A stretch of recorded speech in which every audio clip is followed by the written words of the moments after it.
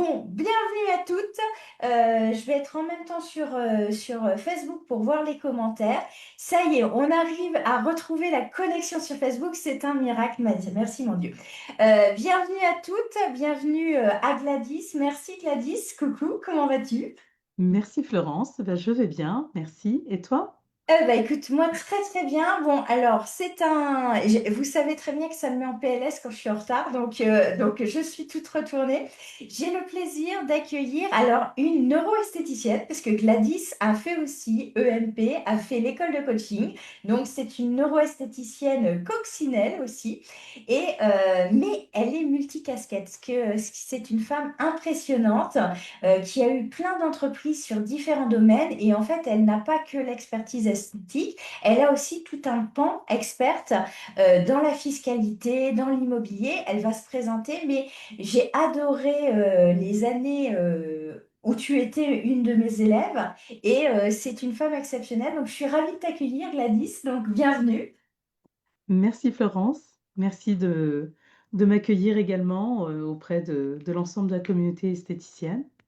Eh ben, je vais te laisser te présenter et en même temps, je vais lire les commentaires sur Facebook. Donc, on va faire de l'interactivité. Donc, je te laisse te présenter parce que tu as un parcours très riche et je pense que tu vas leur apprendre plein de choses aujourd'hui. J'espère en tout cas pouvoir donner quelques pistes, quelques réflexions en tout cas. Alors bonsoir à toutes et tous, merci d'être présents ce soir.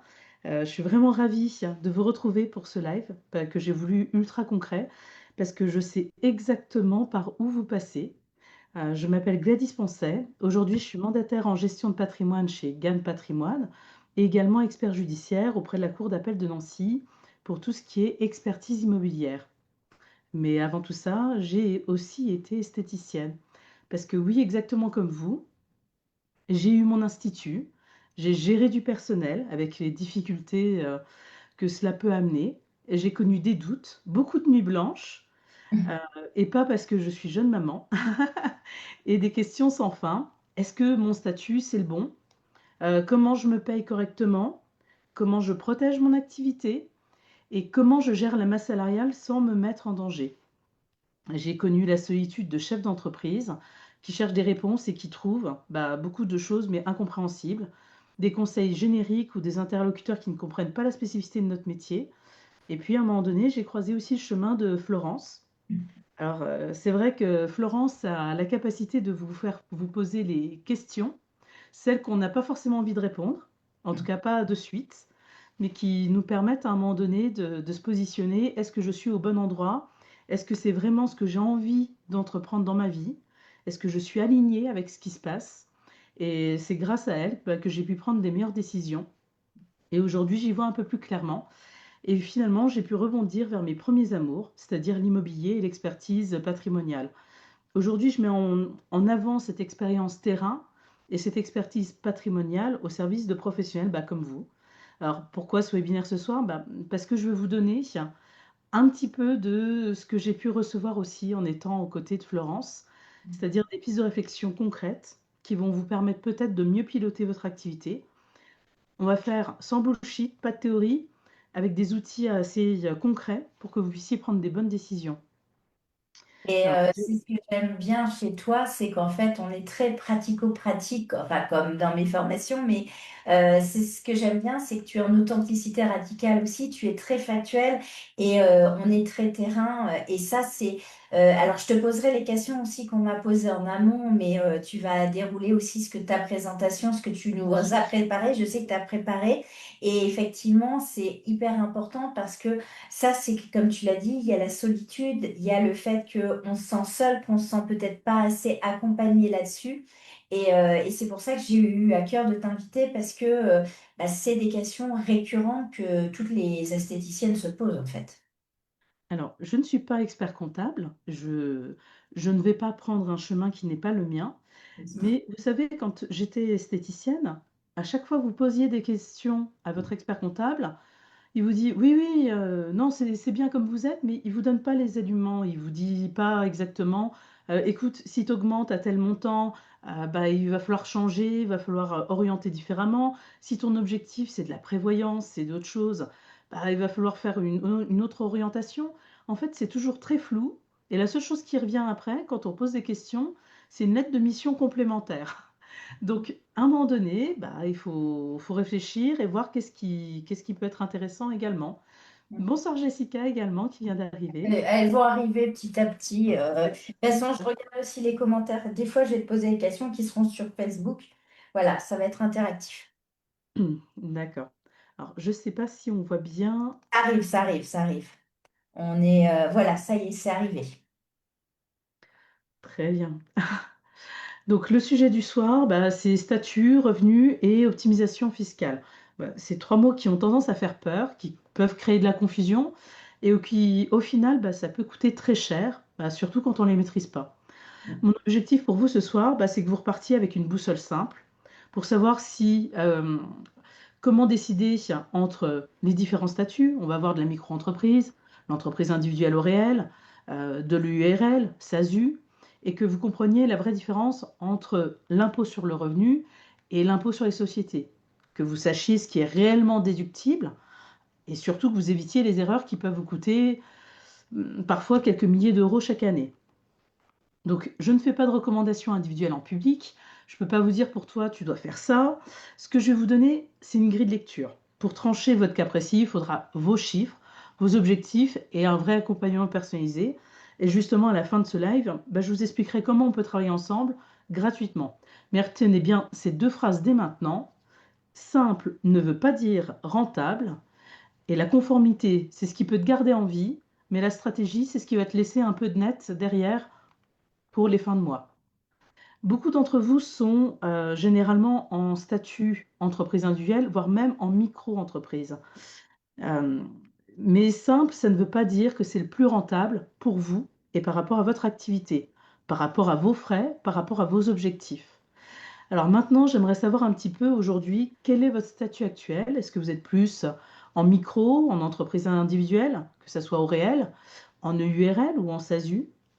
Et quel est votre stress numéro un? Est-ce que c'est plus les impôts, l'URSSAF, la retraite, parce que ça peut être une source de stress, ou la trésorerie? Alors, je vous laisse écrire un petit peu et puis... Ouais. Alors, moi, celles qui m'ont demandé ce live qu'elles vont regarder en replay, il y a aussi beaucoup d'entreprises individuelles. J'en ai cette semaine, j'ai parlé à deux esthéticiennes qui étaient en micro. Là, tu vois, tu as EURL, SASU, et le problème, c'est la trésorerie et l'URSSAF. Bah, tiens, Jessica ou Chantal mettaient aussi voilà, les impôts, les charges. Et du coup, c'est vrai que c'est surtout ça qui fait. C'est aussi la régulation d'URSSAF, oui, les régulations d'URSSAF l'année suivante aussi. Ça, c'est quelque chose qui revient aussi beaucoup. D'accord. Bon, bah, écoutez, très bien. Effectivement, le stress principal pour la majorité des personnes, c'est les impôts, l'URSSAF. On va pouvoir regarder comment on peut décortiquer tout ça ensemble ce soir. Alors, pourquoi, en tant qu'esthéticienne, on se trompe souvent?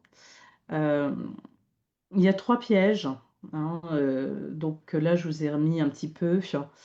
Avant de rentrer dans le concret, je veux vous parler des trois pièges que j'ai vus souvent et que j'ai moi-même vécu quand j'avais mon institut. Le premier piège, c'est de confondre le chiffre d'affaires et le revenu.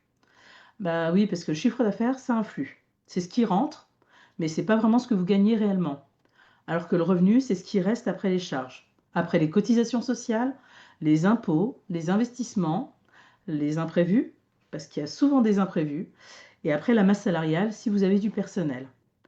Quand j'avais mon institut, je regardais mon chiffre d'affaires en me disant ça tourne bien, et pourtant en fin de mois, je me demandais où était passé l'argent. Vous voyez un petit peu ce que je veux dire? Mm. Je pense Euh, que oui, ça parle beaucoup, ça. le deuxième piège, bah, c'est de parfois rester en micro, bah, parce que par habitude, on a commencé en micro et puis on est resté comme ça. Mais les frais, elles explosent. Bah, la micro, c'est pas un statut d'optimisation. C'est un régime qui va simplifier les choses. Au démarrage, c'est génial. Mais si vous investissez dans un local, du matériel, des formations, de la publicité, du personnel parfois, bah, vous payez des charges sociales et des impôts sur un bénéfice forfaitaire et pas sur votre bénéfice réel. Bah, résultat, Vous êtes fiscalement riche sur le papier, mais pauvre en trésorerie. Et personnellement, je l'ai vécu. Hmm. J'ai une de mes EMP l'année dernière, c'était un de ses problèmes. Elle était en micro, elle avait investi 60 000 € sur les machines et elle avait rien pu récupérer, quoi. Donc c'est un vrai problème, ça, hein. Effectivement, parce qu'on est sur un abattement forfaitaire. Et le troisième piège, c'est se focaliser sur payer moins sans s'acheter de la sécurité. Alors, c'est quoi la sécurité? Bah, si vous êtes en arrêt maladie, en invalidité, ou même pour votre retraite, bah, on optimise beaucoup pour réduire les cotisations, mais on se retrouve d'un autre côté sans filet de sécurité. Si vous avez eu un arrêt maladie de plusieurs semaines, bah, c'est à ce moment-là que vous réalisez à quel point votre protection elle peut être faible. C'est là que, par exemple, on comprend que l'optimisation, c'est pas juste payer moins, c'est payer juste. Parce que pour financer deux choses essentielles, votre quotidien et votre filet de sécurité.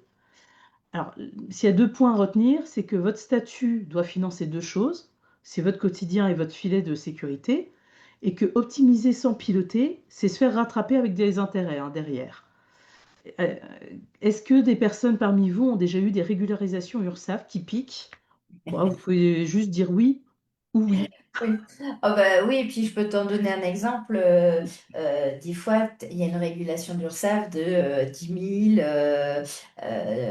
000, 15 000 euros parce que le chiffre d'affaires a explosé cette année-là. On est super content. Et puis bah, après, l'année suivante, notamment, il y a eu des grosses régules. Et après, on se dit, ah mon Dieu, j'ai les 4 mois de septembre à décembre où j'ai des montants pharaonique à payer. Et ça, j'en ai plusieurs élèves qui le disent régulièrement, ça. Ouais, c'est normal, parce qu'on ne pilote pas, on subit. Et quand on subit, bah, malheureusement, on a toujours tendance à avoir très mal après. Mais Ensuite, il y a une question de boussole, de décision. Et si on doit retenir quelques critères, moi j'en ai pris cinq. Quand on est dans le concret, on se dit comment je décide? Quel statut est bon pour moi? Alors, avec mon recul d'ancienne esthéticienne et mon expertise, bah, moi j'ai donc axé sur cinq critères, ni plus ni moins. Et si vous répondez honnêtement à ces cinq critères, bah, vous saurez un peu mieux où vous en êtes. Donc, le premier, c'est le chiffre d'affaires et sa régularité. Quel est votre chiffre d'affaires annuel? Est-ce que c'est stable? Ou est-ce que vous avez des mois à 8 000 € ou des mois à 1 500 €? Parce que des fois, on va avoir une saisonnalité qui impacte énormément le choix du statut, notamment pour la trésorerie et les régularisations. Si par exemple, en juillet-août, c'est des mois qui sont très difficiles, bah, il faut anticiper. Donc ça se pilote bien en amont. Le deuxième point, c'est le niveau des frais réels.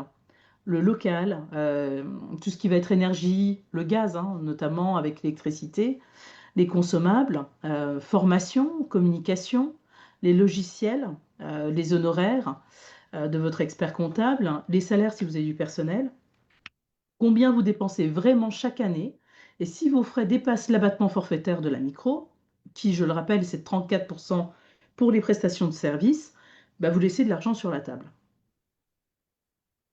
Après, ça, c'est aussi un troisième point, c'est concernant la TVA. Est-ce que vous êtes en franchise de TVA? Dans ce cas-là, vous êtes en dessous d'un certain montant également.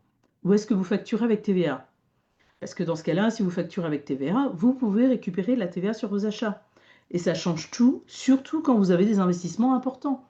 C'est ce que tu disais, Florence, avec une de tes... 10 EMP, c'est la EMP diaphane, 60 000 euros d'investissement et zéro récupération de TVA. Ça fait très mal. Oui, ça fait déjà 12 000 € qui auraient pu être récupérés. Euh, Exactement. Et donc, quatrième point, la protection sociale. Arrêt maladie, l'invalidité, la retraite. Quel niveau de protection vous avez aujourd'hui? Et quel niveau vous voulez vraiment? C'est une question qu'on peut se poser parfois trop tard, parce que quand on se la pose, c'est le moment où on en a besoin. Et donc, il ne faut pas faire cette erreur de mettre ça de côté en se disant, on est jeune, on a la santé, on a ci ou ça. Un accident, ça peut arriver à n'importe quel moment, et c'est quand ça arrive que malheureusement, on ne peut pas refaire marche arrière. Ensuite, le cinquième critère, c'est quels sont vos objectifs à 12-24 mois. Est-ce que vous voulez emprunter pour acheter vos murs, embaucher ou développer? Séparez complètement votre patrimoine pro et perso. Votre statut, il doit servir votre projet, pas juste exister. Le bon statut, c'est celui qui maximise le couple net plus sécurité, à complexité acceptable. C'est-à-dire qu'on choisit un modèle économique, mais ce n'est pas un badge administratif. Dans le chat, vous, votre activité, elle se fait à domicile, en institut ou mixte? J'ai que dans les murs. J'ai pas, j'ai très très peu d'esthéticiennes à domicile. D'accord, ok. Eh ben, on va regarder un petit peu par rapport à ça. Hop.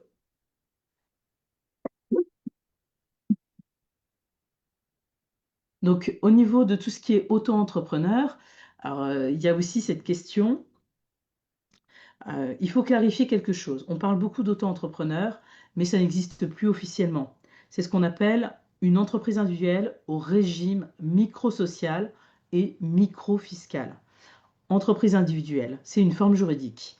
Ensuite, cette entreprise individuelle, ça peut être soit au régime micro, donc ce qu'on parlait tout à l'heure, c'est-à-dire forfaitaire, qui dit simplifié, soit au régime réel, c'est-à-dire avec une comptabilité complète des frais réels, mais qui sont déductibles. Donc le micro, c'est une base forfaitaire. Vous ne déduisez pas vos frais poste par poste, vous avez un abattement automatique. Et au réel, les frais réels sont déductibles. Vous justifiez chaque dépense, vous déduisez, vous pilotez. Alors, tu n'es pas une auto, tu es une entreprise. Ça change tout dans la posture, dans la gestion et dans la projection. Et ça devient beaucoup plus clair par rapport à ça. Ensuite, la micro-entreprise. Parce que beaucoup d'entre vous sont dedans. Enfin, peut-être pas trop là ce soir, mais en tout cas, c'est normal. C'est un régime de démarrage par excellence. La logique de la micro, c'est la simplicité. Les cotisations sociales sont calculées sur un pourcentage de chiffre d'affaires. Aujourd'hui, avec la loi de finances qui doit arriver là prochainement, les quelques jours qui arrivent, on est encore à 21,2% de cotisation pour les prestataires de services.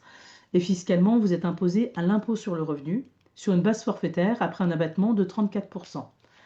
L'avantage, c'est que c'est un démarrage ultra rapide, visibilité totale. Alors, vous avez peu de friction administrative et pas besoin de comptable. C'est vrai que c'est pas mal. Mais attention à la limite structurelle. Bah, vous déduisez pas vos frais. Si vous investissez beaucoup dans les appareils, dans un local, dans des formations, dans de la com, dans des logiciels, bah, vous êtes fiscalement riche, comme je vous disais sur le papier, mais pauvre en trésorerie. Parce que l'administration, elle va calculer votre bénéfice avec juste un abattement de 34%, pas avec vos vraies dépenses.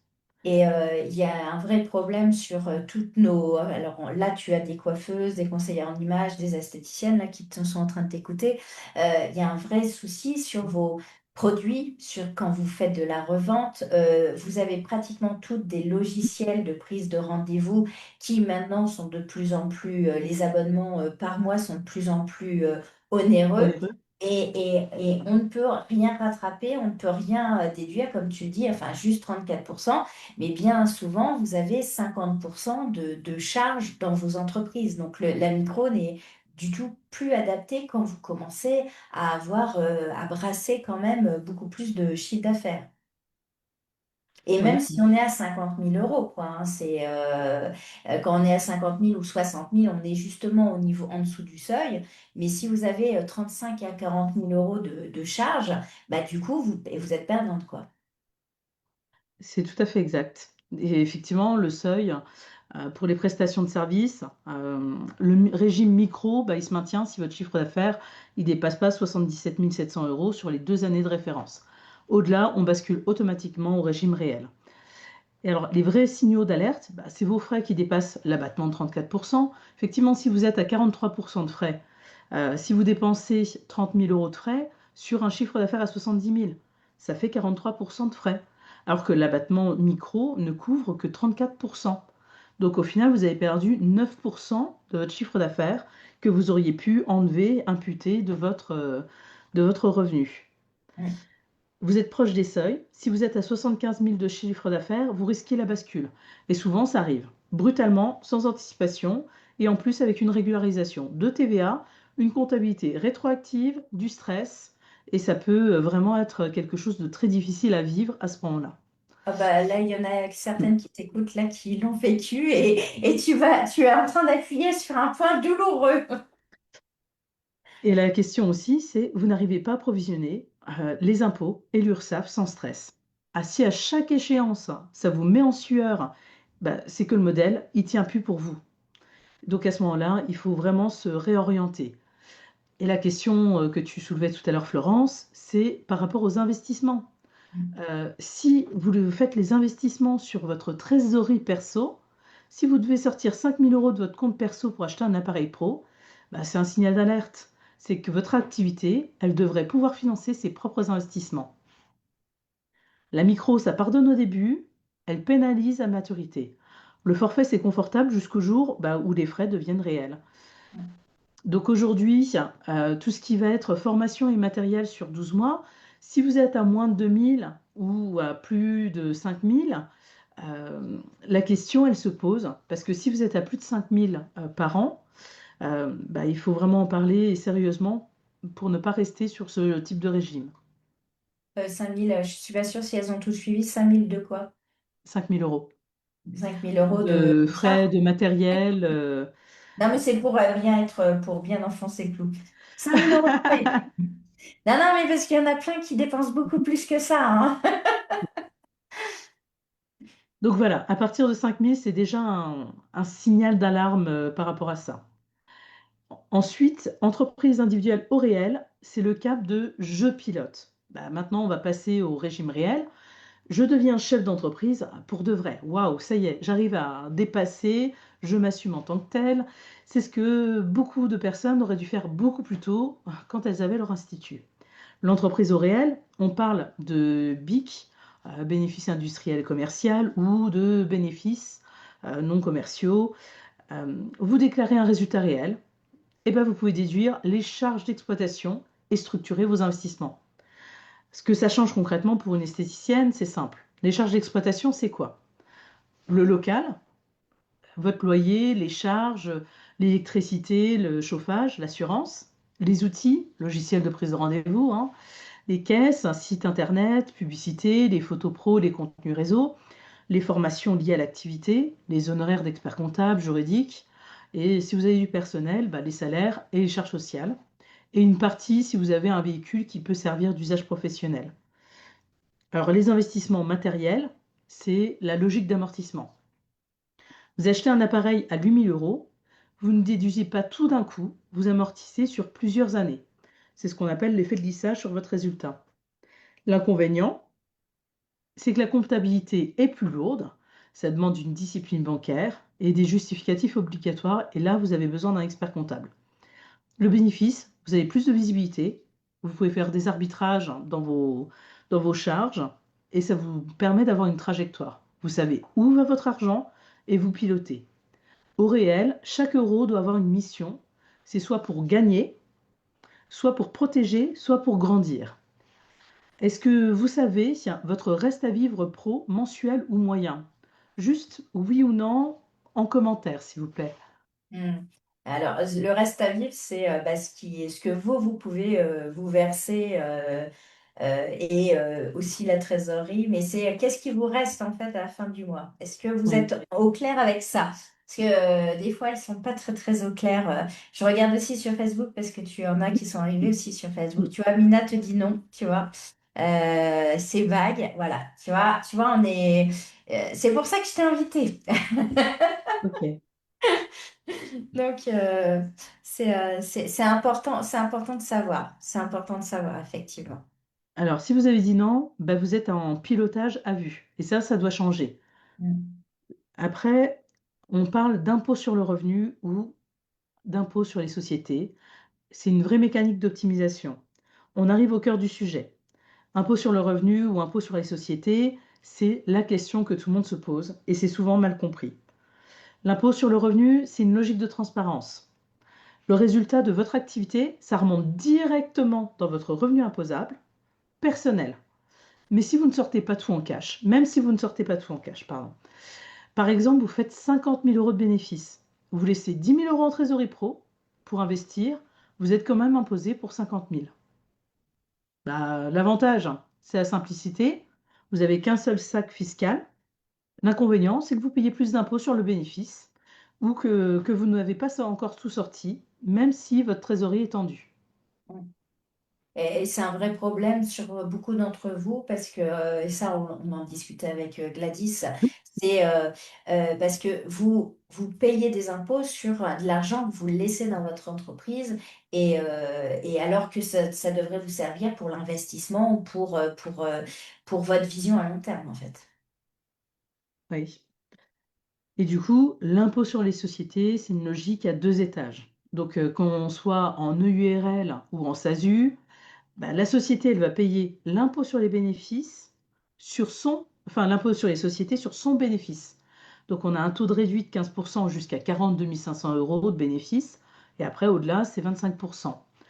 Et le deuxième point, c'est vous, en tant que personne physique, vous êtes imposé sur ce que vous prélevez, c'est-à-dire votre salaire, déductible pour la société, et ou les dividendes qui ne sont pas déductibles. Concrètement, l'impôt sur le revenu, c'est simple, mais vous payez sur du bénéfice, même si la trésorerie est déjà tendue.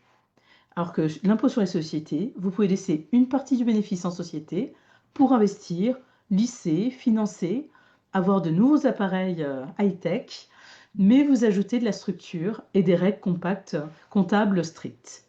En termes de raccourci d'arbitrage, si vous avez un bénéfice qui est modéré, moins de 40 000 euros, et que vous avez besoin de simplicité, l'impôt sur le revenu, c'est souvent OK.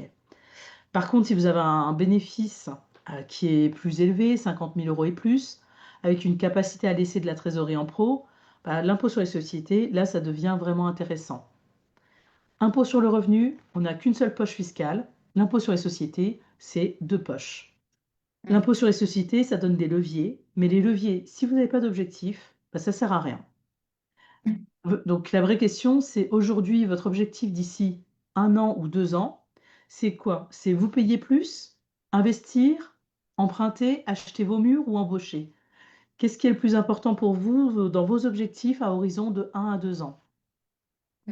Je vous laisse faire un petit retour à Florence. Oui, mais je regarde en même temps. Tu as déjà une question que pendant qu'elles répondent sur ce que tu viens de leur poser, Camille te demande comment payer moins d'impôts sur la société. Elle est en SASU. Alors ça, comme tu l'as dit tout à l'heure, je pense que personnellement, je t'invite Camille à te rapprocher parce que là, ça va être une réponse plutôt personnelle. Je pense que que tu vas lui apporter. Et Leslie, son objectif, c'est se payer plus. Et voilà. Et Laetitia, me payer plus et investir dans des murs. Parfait, parfait, Ok, parfait.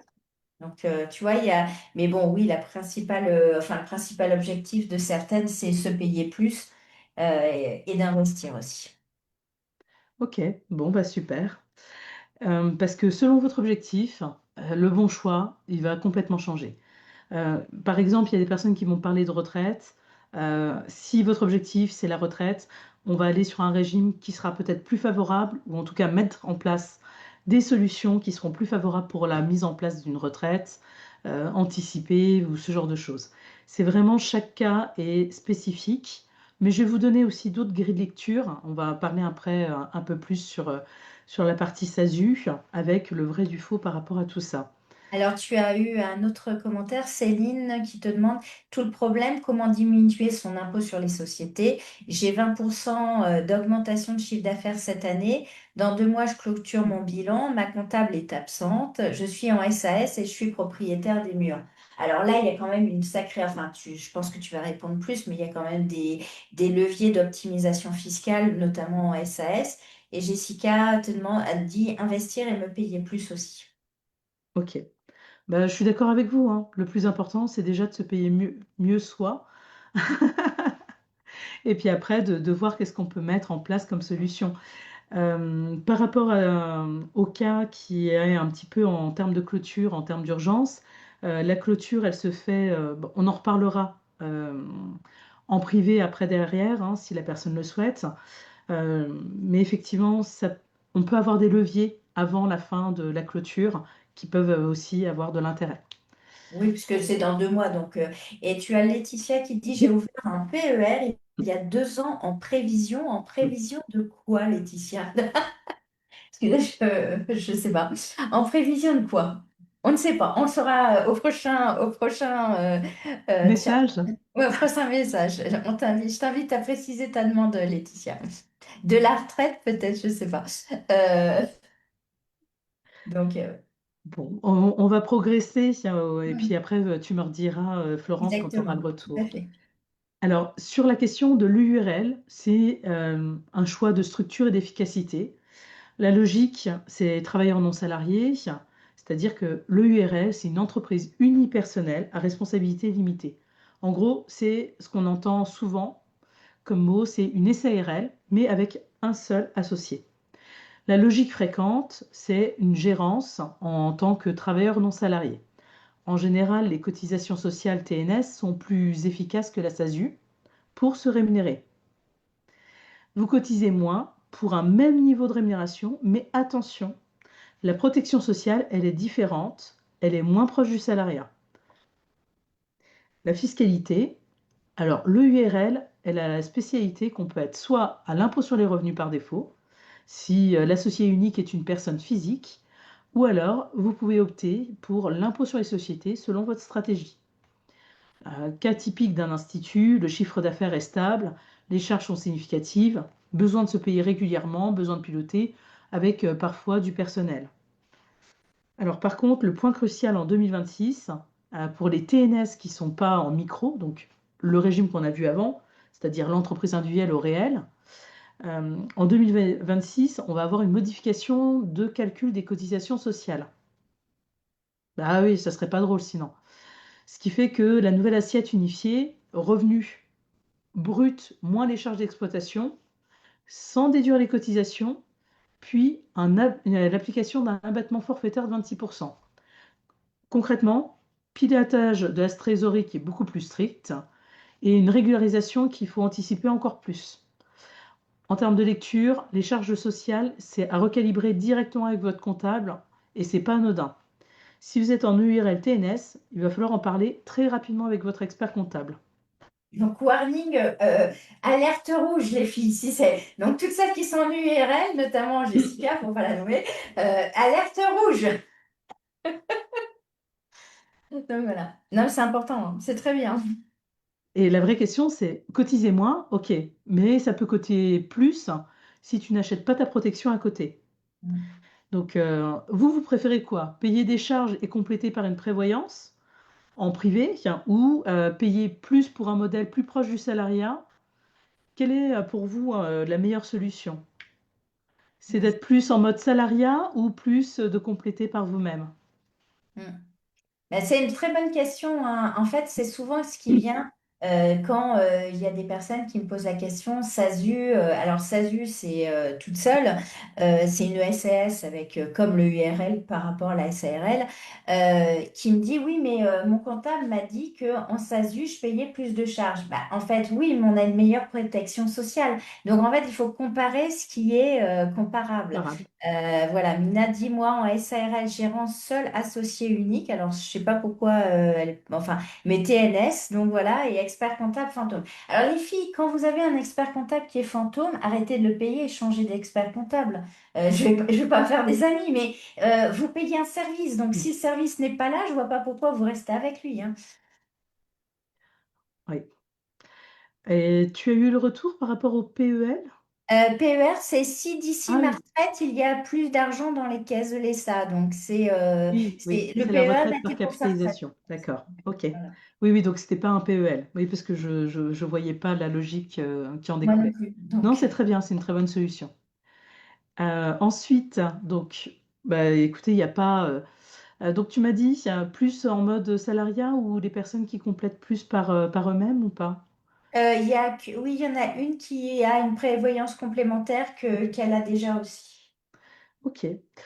Après, la question de la SASU. Bah, il faut démêler le vrai du faux. Alors, salaire versus dividende. Et maintenant, bah, la SASU, c'est la société par action simplifiée unipersonnelle. C'est le statut qu'on entend partout, qui est souvent vendu comme la solution miracle pour optimiser. Mais attention, petit raccourci. La SASU, donc c'est une société qui est à l'impôt sur les sociétés par défaut. Vous pouvez opter pour l'impôt sur le revenu, mais sous certaines conditions, et c'est limité dans le temps à 5 ans. Vous êtes considéré comme président assimilé salarié. C'est ce que disait Florence, on a une protection sociale qui est plus proche du salariat, sauf concernant le chômage par rapport au mandat social. Le point clé en SASU, c'est la question de l'arbitrage du salaire par rapport aux dividendes. Bah, le salaire, c'est déductible directement de votre résultat de société, donc ça va réduire votre impôt sur la société, mais on paye beaucoup plus cher en charges patronales et salariales, c'est environ 80%. Après, vous créez des droits pour tout ce qui va être maladie, retraite, mais si la rémunération est suffisante et régulière, parce qu'il faut cotiser l'équivalent du SMIC minimum par trimestre pour avoir ces droits qui puissent être renouvelés. Et les dividendes, eh ben, ils sont distribués après l'impôt sur la société, donc c'est-à-dire que c'est taxé au niveau personnel. Donc on est soit au niveau de la flat tax qu'on appelle, qui a augmenté, donc c'est-à-dire qu'aujourd'hui on serait à 31,4%, c'est-à-dire qu'on est au barème de l'impôt, donc on est soit à 31,4%, soit on est au barème de l'impôt sur les revenus, plus prélèvements sociaux selon option. Donc ça peut valoir le coup si vous avez une famille qui est avec pas mal d'enfants et que vous n'avez pas un revenu très conséquent. Vous êtes peut-être sur une tranche d'imposition à 11%. Et dans ce cas-là, ça peut valoir le coup d'être en dessous de la flat tax. Mais bon, ça, c'est vraiment des cas très spécifiques. L'inconvénient des dividendes, bah, ça ne crée pas de droits sociaux. Bah, pas de retraite, pas de protection par contre. Donc il y a vraiment des choses importantes, c'est-à-dire que le dividende, c'est un bonus, mais par contre, si vous ne faites pas de salaire, vous n'avez pas de droit, il n'y a pas de magie, hein. Optimiser, c'est pas ne payer, enfin, ce n'est pas payer moins, c'est payer juste, mais au bon endroit. C'est-à-dire qu'il faut déjà vous prendre suffisamment en termes de salaire et après, ce qui est intéressant, c'est quand vous pouvez vous récupérer des dividendes. Donc que ce soit une fois par an ou alors une fois par semestre si vous avez une capacité de vue suffisamment longue sur votre activité. Concrètement, on peut partir sur deux exemples. On va avoir une esthéticienne qui est solo, qui a besoin d'un revenu mensuel stable pour vivre. Son salaire, c'est 2500 euros net. Dividende éventuel en fin d'année, si sous performance, elle se sécurise d'abord. Deuxième cas, c'est une activité qui est très rentable, plus l'investissement planifié, donc c'est-à-dire du matériel, du local et une équipe future, du personnel. Bah là, l'impôt sur les sociétés, c'est utile si une partie de la trésorerie va rester en société. Mais si vous sortez tout en dividende pour vivre, bah, l'intérêt de l'impôt sur les sociétés, bah, il n'est plus tellement là, hein. Vous payez l'impôt sur la société plus la flat tax, mais vous ne vous créez pas de droit. Mm. Donc, Alors après, là, t'es en train de les perdre. Là, ça commence à être plus compliqué. Là. Céline dit pas de soustraction sur l'IS. En fait, ça dépend de ce que tu mets. En fait, ça dépend des charges que tu as eues sur l'année, Céline, et ce que tu laisses en entreprise. Puisque là, sur tes impôts, il va y avoir aussi toute cette optimisation de charges. Et Béatrice te pose la question, si on est en ZFRR, pour les dividendes, on est exonéré d'impôts. Alors ça, c'est trop compliqué pour moi, je ne connais pas. Je suppose alors, que c'est une zone zone franche, rurale. Ouais, c'est une zone zone franche franche. rurale. Après, ça dépend ici des spécificités. Le mieux, c'est de voir. Et généralement, c'est limitatif dans le temps et subordonné aussi à un besoin qui est de faire une convention sur le territoire avec des emplois francs sur le secteur. Ça, c'est vraiment micro-niche. Et si c'est le cas, bah, c'est super. C'est chouette si tu as pu mettre ça en place parce que c'est un réel gain, mais à anticiper parce que quand tu vas sortir de ta durée limite par rapport à la zone franche, la taxation, il faudra l'anticiper. Et effectivement, pour revenir au point juste avant sur la question de, OK, mais est-ce que je peux déduire, si tu prends des salaires, tu le déduis avant ton impôt sur la société. Si tu prends des dividendes, c'est après avoir payé ton impôt sur la société. Je ne sais pas si je suis un petit peu plus claire. Si, si, mais c'est simplement parce qu'il y en a qui se posent la question de sortir de l'entreprise individuelle. Elles sont dans ce cas où elles ont beaucoup d'investissements et elles ne se payent pas beaucoup parce qu'en fait, elles ont beaucoup de prélèvements d'impôts puisque enfin, ce qu'on disait tout à l'heure, enfin, ce que tu disais tout à l'heure sur le fait que ben, en micro ou en entreprise individuelle, on est taxé sur le bénéfice Dans ben, l'entreprise. qui est malheureusement, voilà, c'est un vrai problème. Et donc, elle se pose la question, comment changer de statut? C'est pour ça que je t'ai invitée. Et du coup, elle se dit, ah là là, mon Dieu, où je vais, où je vais? Et donc, la vraie question, c'est l'optimisation. Bah, ça dépend de votre situation, de vos besoins, de votre stratégie, et c'est pas un statut magique. Donc, il y a aussi un point qui est très important, c'est sur la prévoyance. Ce que personne ne dit jamais, c'est que maintenant que je vous ai parlé d'un sujet qu'on évite souvent, parce que ça fait peur, mais c'est quand même très important, c'est la prévoyance. Parce que votre statut, c'est pas juste une question de fiscalité, c'est aussi une question de sécurité. Et la sécurité, bah, ça s'achète. Bah, forcément, c'est un coût. Parfois, on trouve que c'est trop cher, et parfois, on trouve que c'est pas assez cher une fois qu'on aurait aimé l'avoir acheté. La réalité terrain, c'est vous travaillez avec vos mains. Vous êtes debout toute la journée, vous portez, vous massez, vous manipulez des appareils. Votre corps, c'est votre outil de travail principal. Bah, qu'est-ce qui se passe si vous cassez le poignet? Si vous avez un problème de dos qui vous immobilise pendant 3 mois? Si vous avez un accident de voiture? Si vous tombez malade gravement? Attention, hein, je ne vous souhaite pas ça, mais si vous arrive quelque chose, qu'est-ce que vous faites? À un moment donné, quand vous êtes malade, pendant plusieurs semaines, bah, c'est à ce moment-là qu'on réalise à quel point bah, on n'a rien en fait derrière. Bah, parfois, la protection, elle peut être trop faible. Et si on est en micro-entreprise ou en TNS classique, bah, la protection de base, c'est trop faible euh, par rapport à nos besoins qu'on peut avoir à ce moment-là. Ce que couvre vraiment votre statut en micro-entreprise, donc régime travailleur non salarié de base, l'arrêt maladie, c'est les indemnités journalières, c'est après 7 jours de carence et environ 1,730e de votre revenu annuel moyen. Bah, concrètement, si vous gagnez 30 000 euros par an, vous touchez environ 41 euros par jour. Et il y en a beaucoup qui ne se versent pas 30 000 euros par an. 30 000 euros par an, ça fait un salaire parce que là, tu as pris 30 000, donc 5. comment? De 2005. Ouais, c'est ça, de 2 500 € par mois. Et du coup, Oui. ça veut dire que, il y en a beaucoup qui ne se versent moins. Donc, on est moins de 41 € par jour. Oui. Et pendant un arrêt de 2 mois, ben, ça vous fait 2460 euros brut. Et votre loyer, il vous coûte combien?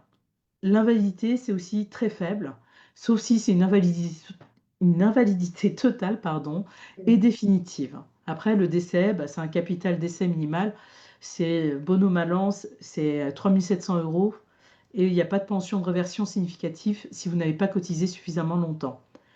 Donc, en EURL, TNS, c'est la même logique. La protection sociale, efficace en cotisation, mais faible en prestations.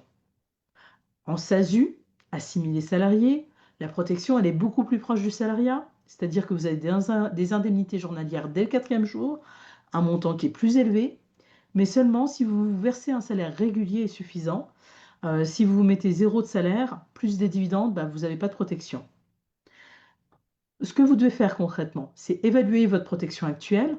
Vous pouvez vous amuser, hein, vous pouvez appeler l'URSSAF ou la CPM et demander si je suis arrêté pendant 3 mois, je touche combien? Bah, vous allez avoir un choc, mais au moins vous serez au courant. Après, la deuxième possibilité, c'est aussi de souscrire une prévoyance complémentaire. L'arrêt de travail, l'invalidité, le décès, bah, ce n'est pas un luxe, c'est parfois un pilier incontournable de votre modèle. Euh, on n'est pas forcément sur des montants très, très importants. On peut être à 100, 200 euros par mois, selon votre âge, votre chiffre d'affaires et le niveau de couverture. Alors oui, ça coûte de l'argent, mais ne pas l'avoir, ça peut coûter infiniment plus cher. Et il faut bien lire les contrats parce qu'il y a des délais de carence, des franchises, euh, des définitions de l'invalidité et des exclusions. Et donc, ben moi, dans mon métier, c'est là-dessus que je peux vous accompagner gratuitement si vous avez besoin d'une bonne protection au bon prix. Le troisième point, c'est de penser en retraite. En micro, vos cotisations retraite sont calculées sur une base très faible. Si vous restez 20 ans en micro avec un chiffre d'affaires moyen, bah, votre retraite, elle sera très faible. Les options, alors je ne sais plus qui l'a dit tout à l'heure dans le chat, euh, le PER, le plan d'épargne retraite, il peut être déductible, soit de l'impôt sur le revenu, soit pour les travailleurs non salariés, avec le dispositif Madelin au niveau de l'activité pro. Et également, le troisième point, ça serait une assurance vie pour compléter. L'arbitrage, c'est pas cotiser moins pour gagner plus maintenant, c'est cotiser juste pour vivre bien maintenant, mais aussi plus tard. Votre statut, il finance deux choses, votre quotidien et votre filet. Et optimiser sans protéger, bah, c'est construire sur du sable. Donc ça ne tient pas grand-chose. La prévoyance, ça peut être cher, mais l'absence de prévoyance, c'est la faillite. Et votre corps, c'est vraiment votre outil de travail, donc il faut assurer ces outils. Parce que vous n'avez qu'un seul outil à ce moment-là. Et c'est vraiment important parce que moi, je l'ai vécu puisque j'ai eu un arrêt de 8 à 9 mois sur mon épaule. Alors ça, c'était en 2012 quand j'ai fait mon burn-out et j'ai perdu l'usage de mon bras.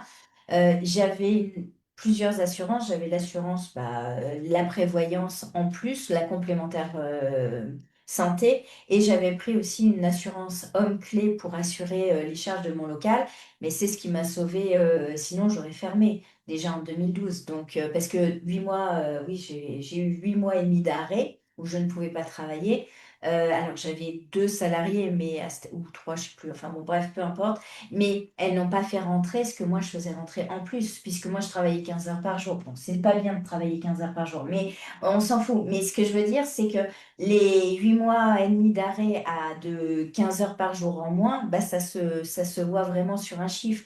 Et c'est ce qui m'a permis, ces assurances m'ont permis voilà, de subvenir et de passer ce cap-là.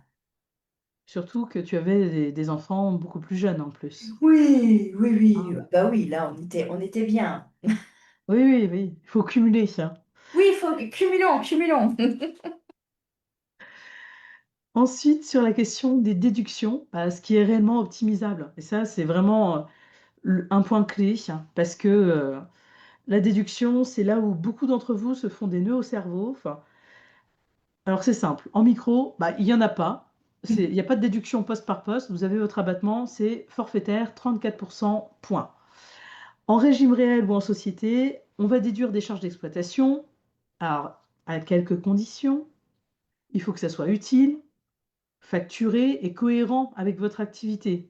Hein, si vous partez en séminaire à, à Djerba ou je sais pas où, Ah, c'est pas vrai. Il y a des séminaires d'esthétique à Djerba, j'en ai déjà vu qui sont proposés. Par contre, se payer sa nouvelle garde-robe, c'est difficilement plus justifiable.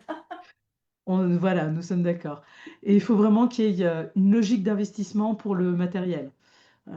Si vous achetez une voiture alors que vous la passez en société, alors que derrière, vous ne faites pas de domicile ou vous ne partez pas en déplacement de manière récurrente pour l'activité, vous allez vous faire retoquer par le fisc. Hein. Mm. Soyons Oui, d'accord. surtout que si on prend une voiture 7 places pour mettre les 5 enfants, c'est ça? Exactement, tout à fait. Concrètement, qu'est-ce que ça signifie quand on est esthéticienne? Bah, le local, ça va être votre loyer, les charges, l'énergie, donc on l'a déjà dit, hein, le chauffage, le gaz, assurance, l'entretien, les outils numériques, Planity et autres, j'en passe, hein, caisse enregistreuse, les sites web, les abonnements, les réseaux sociaux, la publicité Facebook, Instagram, les photos professionnelles, les formations techniques liées directement à l'activité, et tout ce qui va être honoraire, expert comptable, avocat, juridique, le matériel, donc toujours dans cette logique d'investissement et d'amortissement. Et comme je vous disais aussi, le véhicule uniquement si usage pro justifié et traçable, avec des déplacements à domicile, fournisseurs, salaire et charges. Si vous avez du personnel, évidemment, vous pouvez les déduire. La règle d'or, pour que ça puisse être déductible, il faut que ça soit de 1, utile, de 2, justifié, et 3, cohérent avec votre activité. Vous devez pouvoir expliquer pourquoi cette dépense sert votre activité. vous devez avoir la facture et ça doit être cohérent avec votre chiffre d'affaires. Si vous prenez un- par exemple un appareil à 60 000 euros alors que votre chiffre d'affaires il est de 70 000, On t'a perdu, tu peux tu peux répéter la dernière phrase, hein, ça a été coupé. ah pardon. Vous devez pouvoir justifier votre dépense comme quoi elle sert bien à votre activité. Vous devez avoir la facture et ça doit être cohérent avec votre chiffre d'affaires. Si par exemple, vous faites un investissement dans un appareil minceur à 50 000 ou 60 000 euros et que derrière votre chiffre d'affaires annuel, il est de 70 000, euh, ils vont prendre ça en compte comme étant disproportionné par rapport à votre chiffre d'affaires et donc vous allez vous faire retoquer sur la déductibilité de l'appareil. Ça peut coûter cher. Les erreurs coûteuses, c'est de mélanger le perso et le pro. Quand on mélange les comptes bancaires avec des paiements perso avec la carte pro et qu'il n'y a pas de justificatif, là vous vous faites retoquer, hein. Les dépenses privées maquillées, bah, par exemple le resto en famille qui devient prospection, les vêtements perso, n'est-ce pas Florence? Non, mais je trouvais que c'était un bon. Il y a dans le chat, on te demande le maquillage et le parfum pour représenter la société. Eh ben non.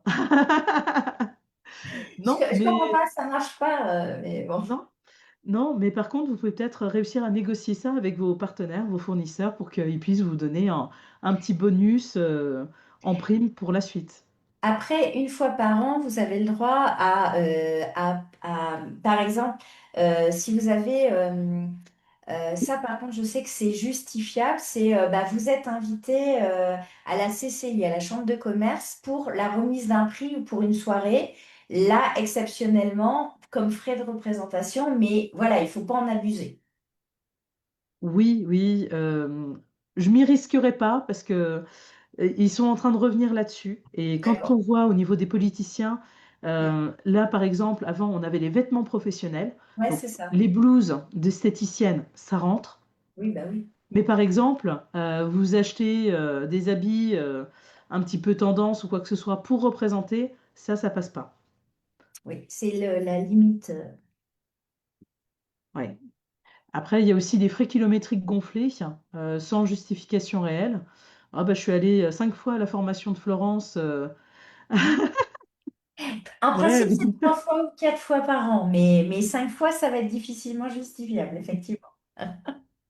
Et là, si vous faites contrôler et que vous ne pouvez pas justifier, bah, c'est un redressement plus des pénalités. Et on appelle ça un redressement d'office. Donc c'est forfaitaire, hein, il vous aligne. Et la meilleure optimisation fiscale, bah, c'est une comptabilité qui est propre. Et déduire, c'est pas un sport, c'est un dossier.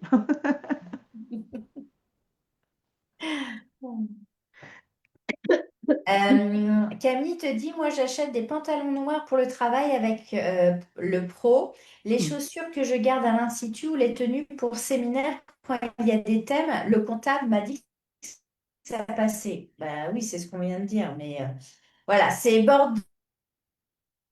Ah, je t'entends plus, Florence. Je ne sais pas si c'est que moi. Tu m'entends?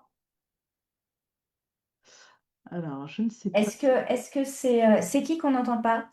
Ah, mais c'est moi, je t'entendais pas. Ah non, bah non, c'est moi qui ai eu un problème. Est-ce que vous m'entendez ou pas? Là, c'est tout bon, Florence, je t'entends Oui, bien. donc on disait que à la convention, cette année, on a fait thème léopard. Et donc apparemment, Camille a acheté sa tenue léopard.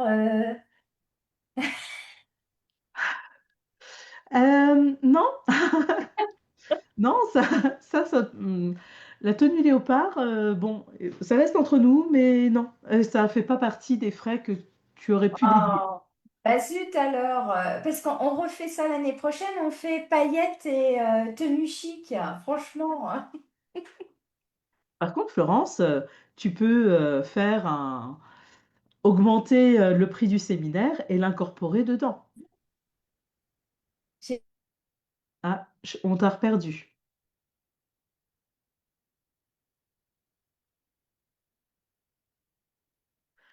Je ne sais pas si c'est que moi ou pas. J'ai pas entendu, excuse-moi. Bon, allez, Ça continuons. y est. Allez, C'est moi ou c'est non, mais c'est on c'est bon, avance? c'est revenu. Propriétaire de tes murs, le loyer à soi-même, bah, c'est un cas particulier important. Vous êtes propriétaire de vos murs, de votre institut, et si vous avez une société EURL ou SASU, bah, vous pouvez vous louer les murs à vous-même ou à votre SCI si vous en avez une. Les conditions strictes, c'est d'avoir un bail écrit comme avec un tiers et d'avoir un loyer au prix du marché. On ne va pas mettre de surloyer ou de sous-loyer. Il faut que les virements soient réguliers, société directement auprès de vous. Séparation totale des comptes financiers. Et l'intérêt, on va avoir une séparation entre l'exploitation et le patrimoine. On va pouvoir récupérer de l'argent, donc avec des revenus fonciers. Ça va permettre de mieux structurer votre patrimoine de manière claire et ça vous permet aussi une protection en cas de coup dur. Le risque, ben, en cas de surloyer ou de sous-loyer, c'est une discussion possible avec l'administration fiscale. Il faut que ça tienne la route. Les murs, ça vous fait du patrimoine. L'exploitation, c'est du cash flow. Mélanger les deux sans contrat, ça vous expose en fait à des risques fiscaux derrière. Si vous êtes dans ce cas, c'est exactement le genre de situation qu'on traite dans un bilan patrimonial complet parce qu'il y a une vraie stratégie à mettre en place. Par exemple, mettre en place une SCI, ça peut avoir du sens soit à l'impôt sur les revenus, si derrière vous avez beaucoup de travaux à faire et que vous vous dites qu'à un moment donné, vous allez revendre. Si vous êtes sur une SCI à l'IS, ça peut être intéressant, mais dans ce cas-là, il vous faudra garder très longtemps. Alors là, je vous parle de termes très complexes. L'idée, c'est pas non plus de vous charger là-dessus, mais si vous avez des locaux dont vous êtes propriétaire, le mieux, c'est qu'on en parle et qu'on voit ensemble la meilleure stratégie pour vous. Ça sera le plus simple. Concrètement, ce que vous devez anticiper. Eh oui, parce qu'on est en 2026. Qu'est-ce que ça change? Bah, il y a trois points qui sont très importants. La réforme de l'assiette sociale des indépendants, en dehors du cas micro, hein, c'est le nouveau calcul avec l'abattement forfaitaire de 26%. Application via une régularisation en 2026 après revenu 2025. Bon, bref. Je sais que je vous perds, mais vous en faites pas. C'est un point très important à voir avec votre expert comptable si vous êtes en EIO réel ou EURL TNS. Vos cotisations, elles vont être recalculées. Alors, anticipez avec votre expert comptable. C'est vraiment très important. Ensuite, l'ACRE, on en parle un petit peu, c'est l'aide à la création ou à la reprise d'entreprise qui va être recentrée. La procédure, de demande, elle va être généralisée, plus seulement pour les micros, et l'exonération, elle va être revue à la baisse dans certains cas. Bon, ça ne vous concerne pas forcément parce que vous avez déjà créé, donc voilà. Mais c'est juste une aparté. Si vous avez d'autres personnes qui souhaitent se lancer en tant qu'indépendants dans une activité, sachez que les conditions d'accès à l'aide à la création ou à la reprise d'entreprise vont être quelque peu durcies pour cette année. Et le troisième volet, ô combien difficile, c'est la facturation électronique.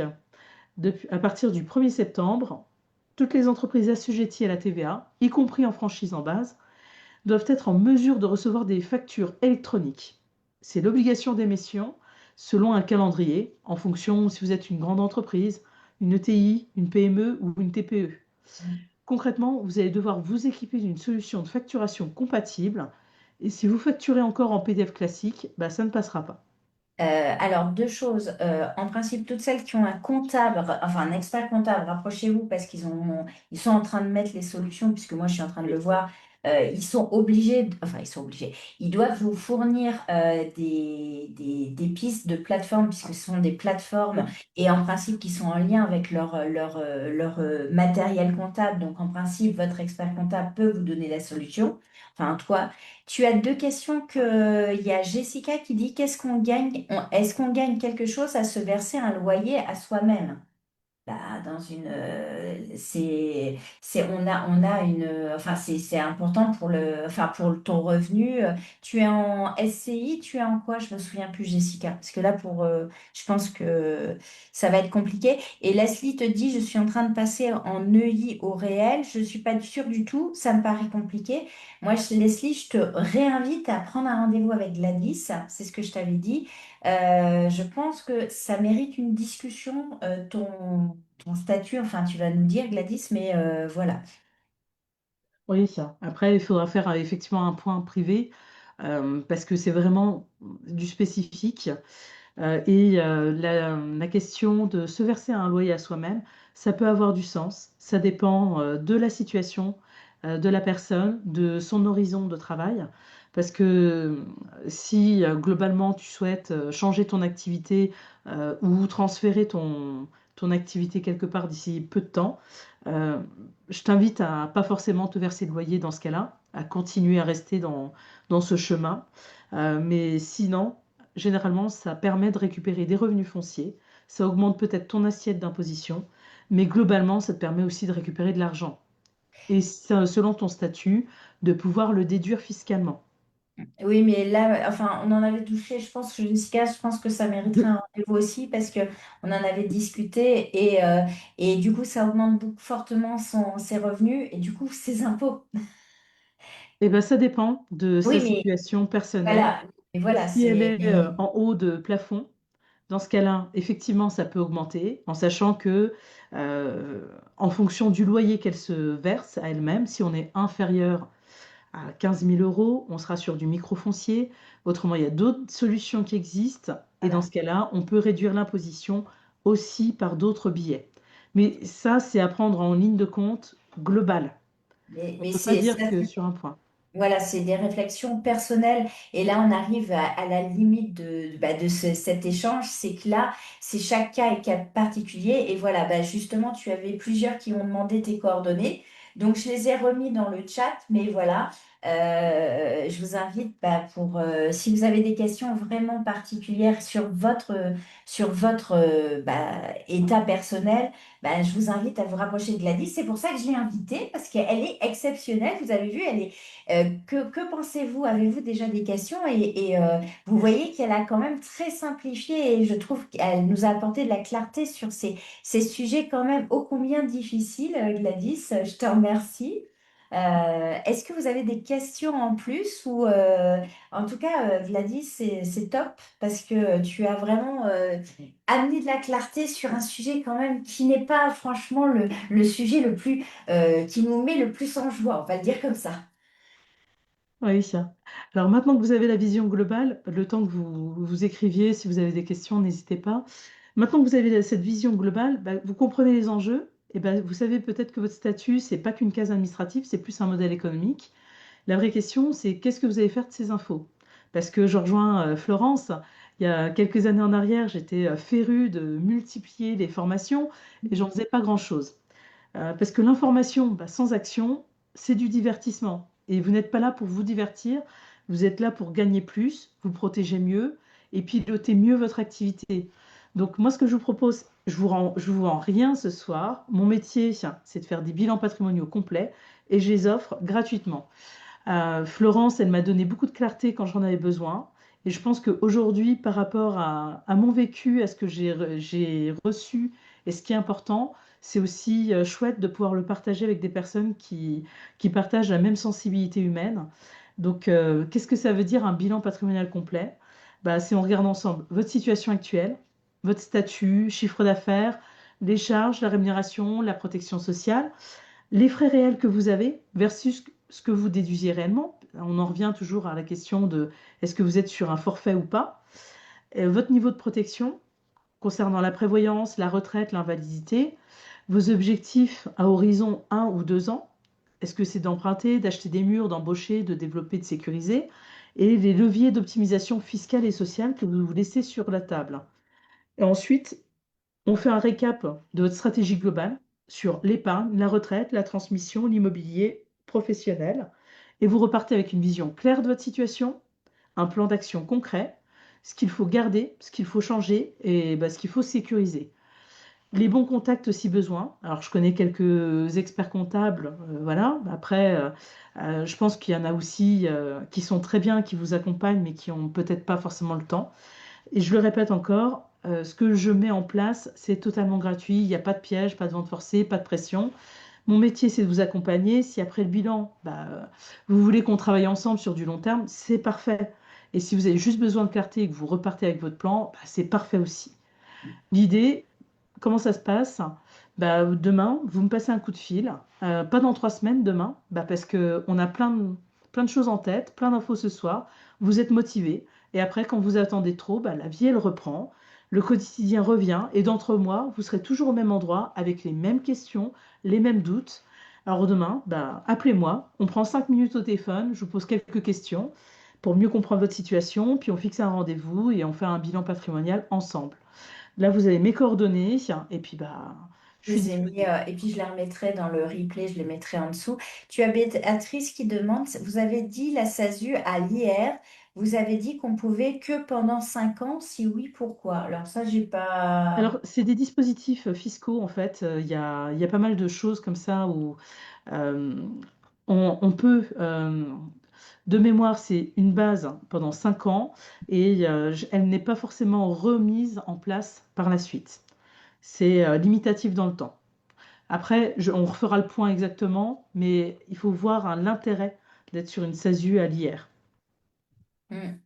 Eh ben, écoute, je crois que c'était suffisamment clair. En tout cas, je vais remettre tes coordonnées évidemment dans le replay, donc tu n'auras pas que demain. Je pense que tu en auras aussi une vague lundi ou mardi parce que voilà, il y en a plein là qui m'envoient des messages. Ah, je veux un replay, j'étais pas là. D'accord. Oui, Leslie, prends ton rendez-vous. Ça va t'amener de la clarté. Je pense que tu en as besoin. Mais c'est vraiment important en tout cas. Pourquoi j'ai appelé Gladys et pour faire cette présentation? Parce qu'elle est esthéticienne, elle est neuroesthéticienne aussi, parce qu'elle a fait toutes les formations chez moi, mais elle a aussi beaucoup de valeurs et elle a beaucoup de compétences et elle comprend notre métier puisque elle l'a fait aussi, elle a été esthéticienne, donc elle est multicasquette, comme je disais au début du live.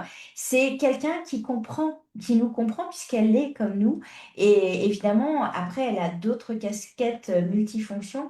Donc voilà pourquoi ça me tenait à cœur de l'inviter. En tout cas, je te remercie d'avoir pris ce temps parce que ça ne se voit pas, mais notre belle Gladys attend son deuxième enfant. Bravo, bravo, bravo. Et du coup, elle est Merci. proche de l'accouchement. Donc en tout cas, un grand merci à toi. Et Béatrice te dit, j'ai fait une simulation chez Gann pour la RC. Vous ne prenez pas beaucoup de technologie esthétique apparemment. Alors ça, je ne sais pas. C'est à toi. Alors, GAN Assurance, c'est une branche complètement à part de GAN Patrimoine.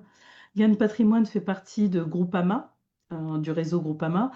Et moi, je ne fais pas d'assurance de locaux ni de choses comme ça. Donc, je m'occupe que de la partie stratégique et patrimoniale. Et c'est déjà beaucoup.